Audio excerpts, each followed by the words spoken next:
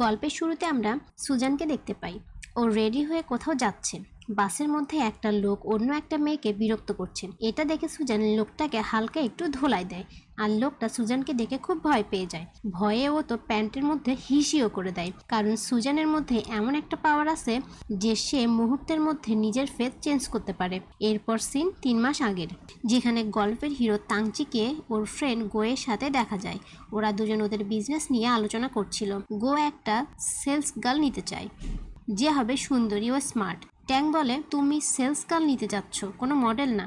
ওই কোম্পানিতে Suzanne apply করেছিল জবের জন্য, তবে ইন্টারভিউরা ওকে দেখে ওর সাথে কথা বলা তো দূরের কথা, ওকে বের করে দিয়েছিল, কারণ ও দেখতে তেমন সুন্দরী ছিল না। সুজান মন খারাপ করে পার্কে বসে ওর একটা ফ্রেন্ড ইয়ানোকে ফোন করে, বলে এবারও ওর জবটা হয়নি। ওর পাশে একটা ছেলেকে বসে থাকতে দেখে সুজান ভাবে ও হয়তো কোনো ইন্টারভিউতে ফেল করেছে, তাই সুজান তার কষ্টগুলো তার সাথে শেয়ার করছিল।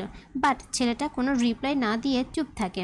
তখনই সুজানের ফোনে স্কুলের রিইউনিয়নের পার্টির একটা মেসেজ আসে।